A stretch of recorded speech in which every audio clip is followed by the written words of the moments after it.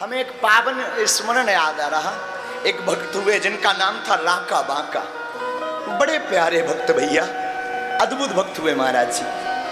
राका और बाका दोनों ठाकुर जी के परम रसिक हुए। दोनों पति पत्नी थे। ठाकुर से बड़ा प्रेम करते, गोविंद से बड़ा प्रेम करते साहब, बहुत प्रेम करते।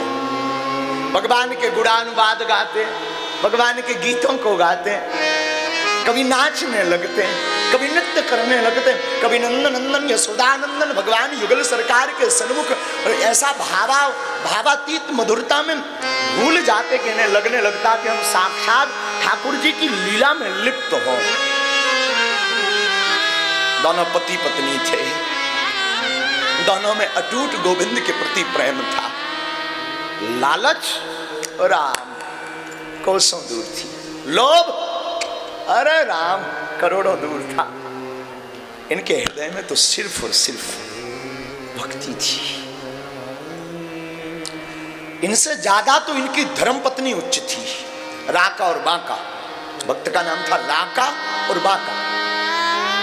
एक बार दोनों चले जा रहे थे तो नामदेव जी श्री विठलनाथ जी के बड़े नजदीक थे। तो एक दिन विठलनाथ से नामदेव जी ने कहा, सरकार बुरा ना माने तो मैं एक आपके चरणों में निवेदन करूं। हाँ हाँ हाँ बोलो नामदेव। विठलनाथ सच बोलूं, आपके इतने भगत दुनिया में, उनमें से दो भगत बड़े विलक्षण हैं, राका और बाका। क्या तुम्हें कभी दया नहीं लगती? वो दोनों लकड़ियां बीन बीन करके बेच बेच करके अपना पेट पालते। वो इतने भक्त हैं, इतनी मदद नहीं आप कर सकते, इतनी सहायता नहीं कर सकते, इतनी कृपा नहीं कर सकते, इतना लार नहीं लड़ा सकते कि उन्हें कुछ करना ना पड़े और वो प्रसाद बड़े भाव से जिमा पाते रहे और भक्ति करते रहे। पता है भगवान ने क्या कहा? हमारे ठाकुर जी ने कहा आंखों में आंसू भर के। हमारे ठाकुर बोले, भैया नामदेव सच कह रहे हो, हम भी ये चाहते हैं, लेकिन ये जो दोनों पागल भक्त हैं ना हमारे, ये इतने विलक्षण हैं कि हमने लाखों बार इन्हें देने का प्रयास किया, पर आज तक इन्होंने कुछ भी प्राप्त नहीं किया, ग्रहण नहीं किया। नामदेव थोड़ा झंझलाए, पागल हो आप, देने का आपका तरीका वही पुराना स्टाइल होगा, मांगो वरदान और तथास्तु। ना ना ना, ये ऐसे मांगने वाले नहीं, इन्हें अचानक दो। ये विलक्षण भक्त हैं, ये आपके शरणागत भक्त हैं, ये आपके पागल भक्त हैं। इनको थोड़ा दूसरे तरीके से कुछ दो ना, कुछ तो दो। ठीक है साधु जी, भगवान ने कहा नामदेव तुम हमारे साथ चलो। नामदेव इनके साथ चले। क्या दिया जाए महाराज? जिस रास्ते से ये लकड़ियां लेने आते हैं वहां पर कुछ मोहरें डाल दी जाए। ये मोहरों को ले लेंगे, उठा लेंगे, भड़ा रख दिया जाए घड़ा भर करके। ये उठा लेंगे और उठा करके जो है बड़े भाव के साथ अपना जीवन यापन करेंगे, भक्ति भी करेंगे। भगवान ने कहा ठीक है डाल देते हैं। श्री विठलनाथ भगवान जी ने, हमारे ठाकुर जी ने, माधव ने, मोहन ने, जगन्नाथ ने, विश्वनाथ ने, हमारे गोविंद ने एक घड़े में मोहरें भर करके बीच रास्ते में डाल दी और 4-5 मोहरें बाहर कर दी ताकि दिखाई पड़े, और घड़े को रेत से ढक दिया।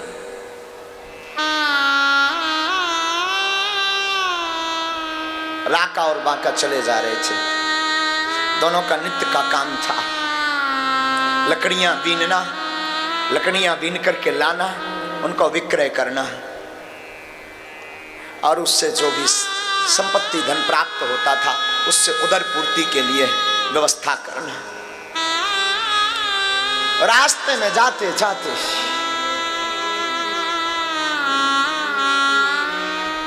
बाका की नजर असरफियों पर पड़ी, मोहरों पर पड़ी। बाका पति, राका पत्नी।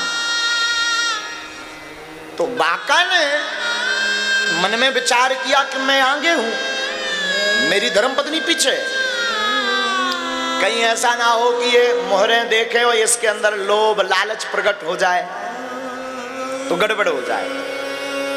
उसने क्या किया, थोड़ी सी धूल ली, मिट्टी ली और पैर से मिट्टी खिसकाने लगा ताकि मोहरें ये ढक जाए, पत्नी की दृष्टि ना पड़े, वरना इसकी बुद्धि खराब हो जाएगी। इन्हें लगा कि बांका को लगा कि स्त्रियों की बुद्धि तो खराब होती है, बहुत ज्यादा लालची होती है, इनके मन में भाव बहुत जल्दी परिवर्तित हो जाते हैं, अस्थिर मन होता है। स्त्रियों का मन अस्थिर होता है, 2 क्षण में वो नतमस्तक हो जाएंगी, गुरुजी जिंदाबाद, और 2 क्षण में मुर्दाबाद। प्रायः ये सबकी पद्धति है। तो मिट्टी डालने लगे, पर धन्य है इसकी धर्म पत्नी। आहा, धर्म पत्नी हो तो ऐसी। पीछे से चिल्ला करके इसकी धर्म पत्नी कहती, महाराज ये आप क्या कर रहे हैं, आप मिट्टी के ऊपर मिट्टी डाल रहे हैं। ओ, चौंक गया बांका। राका ने कहा, महाराज आप ये क्या कर रहे हैं, मिट्टी के ऊपर खाक मिट्टी डाल, ये मिट्टी के ऊपर मिट्टी डाल के तुम करना क्या चाह रहे। चौंक गया बांका, मेरी पत्नी तो मुझसे बड़ी ऊंची निकली। हम तो समझते थे कि ये सोना है ये मिट्टी है, लेकिन इसे तो ये भी भेद पता नहीं है कि कौन सोना कौन मिट्टी।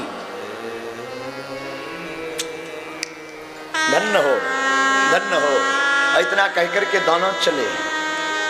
भगवान ने नामदेव को कहा, देखा नामदेव, चुपके से दिखाया, देखा कितने विलक्षण भक्त हैं। ठाकुर जी कोई बात नहीं, दूसरा उपाय करते हैं। क्या, अब की बार साधु जी, नामदेव जी के कहने पर भगवान ने अपनी लीला से सभी वन की लकड़ियों का गट्ठा 4-5 बनाया और जगह तगह यत्र तत्र रख दिया कि राका बांका बनावे तो उन्हें लकड़ियां बीननी ना पड़े, यही हम रोज काम करते रहेंगे और वो सीधा गट्ठा ले जाएं और विक्रय करके अपने भोजन चलाएं, ऐसे तो इन्हें धन लेना नहीं है, ऐसे चलाएं। लिया गट्ठा, रखा भगवान ने। राका और बांका पूरे वन में घूमे, पूरे वन में कहीं पर भी लकड़ियां बची नहीं थी। भगवान ने सबका गट्ठा बनवा दिया था और गट्ठा को लकड़ियों का देख करके पता है क्या बोले दोनों, बोले देवी जी लगता है आज कोई लकड़हारा आया और उसने पहले से ही सभी लकड़ियां बीन करके गट्ठा बना करके रख लिया, लगता है आज हमारे भाग्य में भोजन नहीं लिखा, चलो प्रणाम करके चलते हैं, गंगा जल पी करके आज की एकादशी और मनाते हैं। ओ हो, भगवान रो पड़े, नामदेव जी रो पड़े। धन्य है विलक्षण भक्त, धन्य है इनकी भक्ति। भैया आपकी भक्ति निष्काम भावना से होगी तो गोविंद हमारे ठाकुर जी आपके पीछे पीछे डोलेंगे, पीछे पीछे डोलेंगे।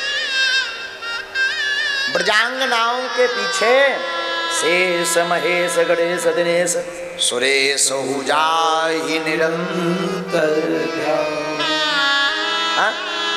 जिनको बड़े बड़े अमलात्मा विमलात्मा महात्मा ध्यान करते, पूजा करते, पाठ करते, जप करते, तप करते, विधि करते, यज्ञ करते, हवन करते, नाना प्रकार की लीलाएं करते, तब भी भगवान की एक झलक नहीं दिखाई पड़ती, सपने में भी भगवान नहीं दिखाई पड़ते, जटाएं गड़ जाती, शरीर में दीमक लग जाती, तप करते करते शरीर तप जाता। पर धन्य है वो नंदन भगवान, धन्य है हमारे मुरली वाले मोहन, ताही अहीर की छोहरियां छचिया भर छाछ पे नाच नचावे।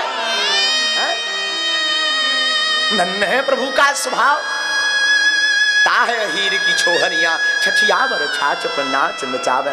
वो धन्य है ब्रजांगनाएं, धन्य है ब्रज के गोप ग्वाल, धन्य है ब्रजवासी, धन्य है ब्रज का कण कण, धन्य है ब्रज का पत्ता पत्ता, धन्य है ब्रज के वृक्ष वृक्ष, धन्य है ब्रज के संत, धन्य है ब्रज की भूमि, धन्य है ब्रज की हवा, धन्य है ब्रज के कुकर सुकर, जहाँ के बास पाने को इंद्रादिक देवता लाइन में लगे कि सरकार हमें भी कुछ दिन ब्रज का बास मिल जावे।